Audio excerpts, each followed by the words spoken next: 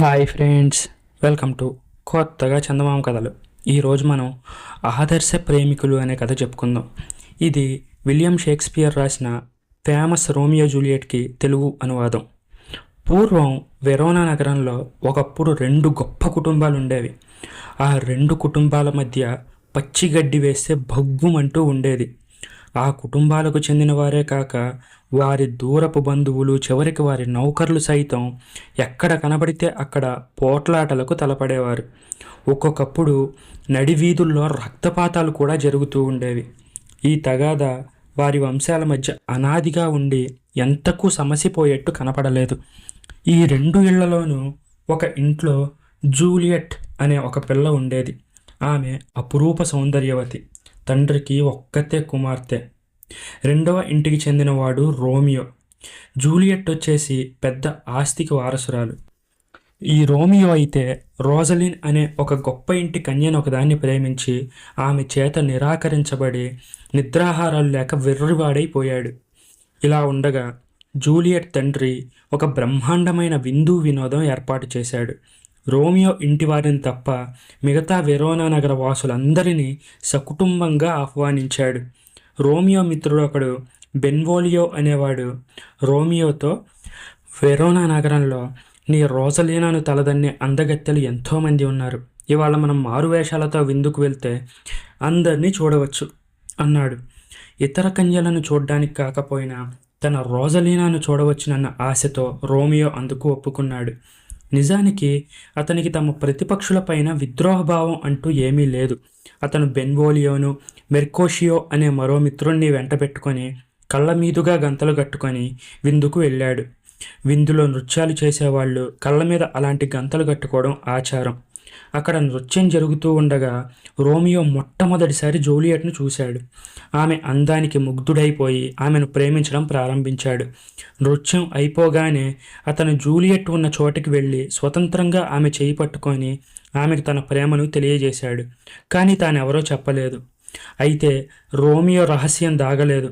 Juliet బంధువర్గానికి చెందిన టైబాల్ట్ అనేవాడు గొంతును బట్టి రోమియోని గుర్తించి అతనిపై కత్తి దూశాడు. కానీ జూలియట్ తండ్రి అతన్ని వారిస్తూ, ఇంతమంది ఉత్సాహంలో ఉన్న సమయంలో రక్తపాతం చేసి రవసాభాస చేయకు అని మందలించాడు.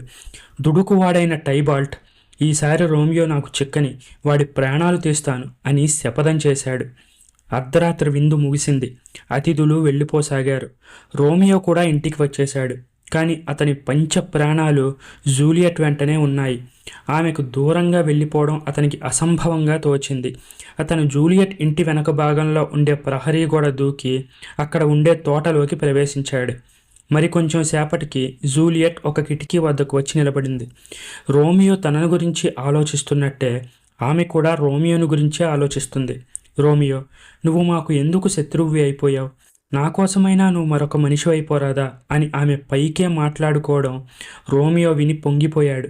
అతను ఆమెను సమీపించి ఆమెను పులకరించాడు. జూలియట్ ఎంతో కంగారు పడింది. నిన్ను చూస్తే మా వాళ్ళు చంపేస్తారు అంది. చంపని, వారి కత్తుల కంటే నీ కళ్ళు నాకు ఎక్కువ హాని చేశాయి అన్నాడు రోమియో.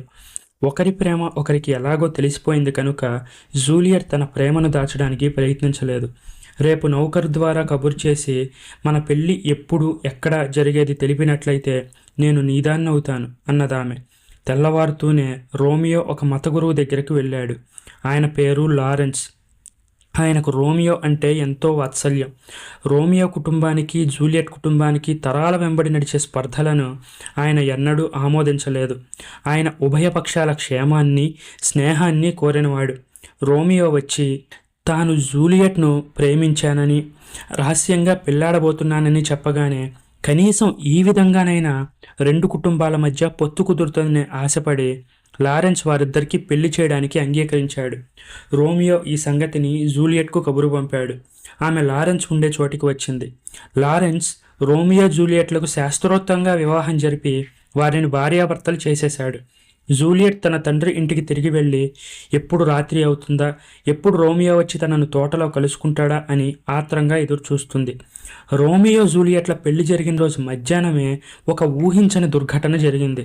రోమియో మిత్రులిద్దరూ వీధిలో పోతుండగా జూలియట్ బంధువైన టైబాల్ట్ వారికి ఎదురై మెర్కూషియో అనేవాడితో, రోమియోతో స్నేహం చేస్తున్నావే, నీకు సిగ్గులేదా అని నిందించాడు.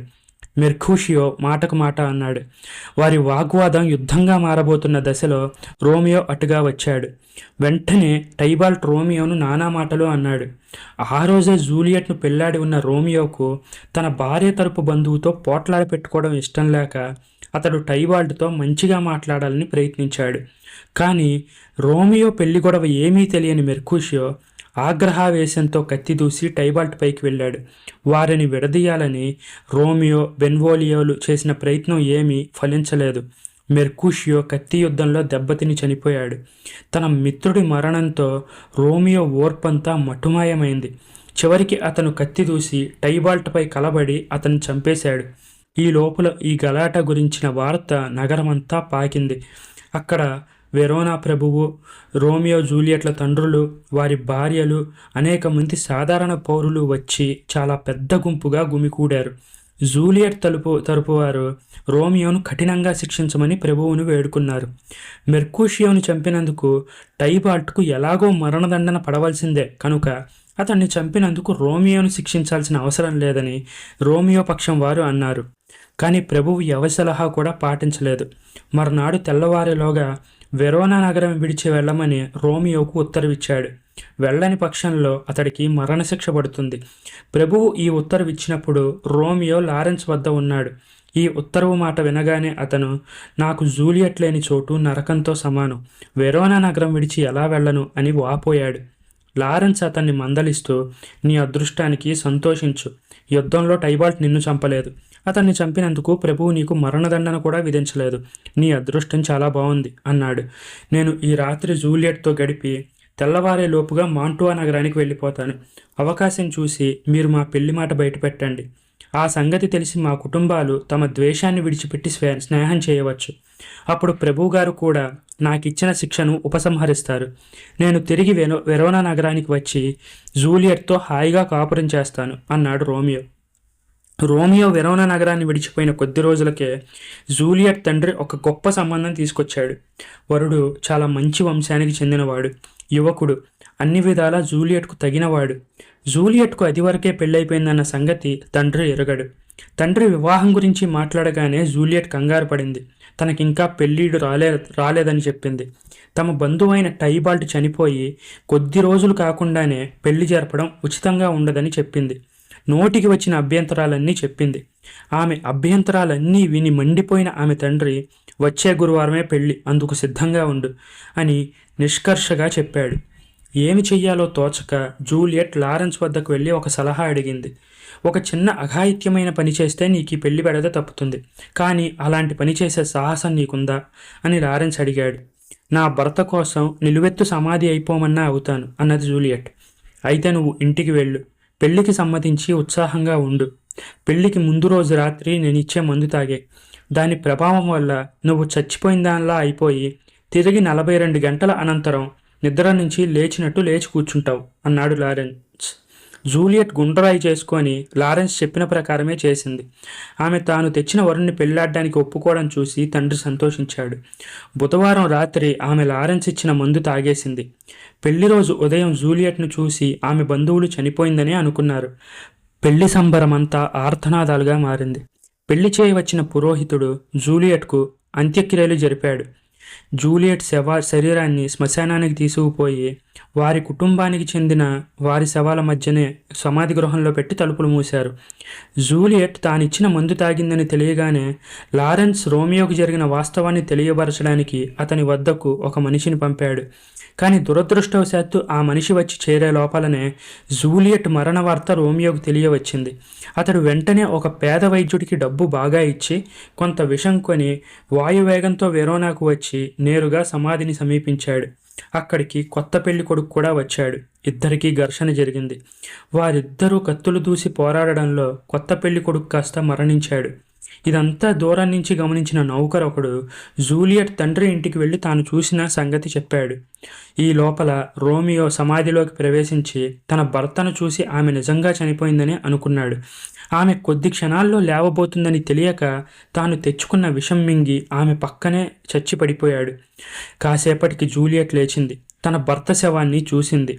ఒక బాకుతో ఆమె పొడుచుకొని ఆత్మహత్య చేసుకొని తన భర్తను చేరుకుంది. అందరూ పరిగెత్తుకుంటూ వచ్చేసరికి అంతా అయిపోయింది. తమ అనర్థపు విద్వేషాల వల్లనే రత్నాల్లాంటి రోమియో జూలియట్లు అకాల మరణం పాలయ్యారని గ్రహించి ముసలివాళ్ళు బుద్ధి తెచ్చుకున్నారు. ఎంతో నరబలి జరిగాక ఆ రెండు కుటుంబాల మధ్య సఖ్యత ఏర్పడింది. ఈ కథ మీకు నచ్చినట్లయితే దీన్ని లైక్ చేయండి, మీ ఫ్రెండ్స్ అందరికీ షేర్ చేయండి. అలాగే మన ఛానల్ని సబ్స్క్రైబ్ చేసుకోవడం మాత్రం అస్సలు మర్చిపోకండి. Thank you friends.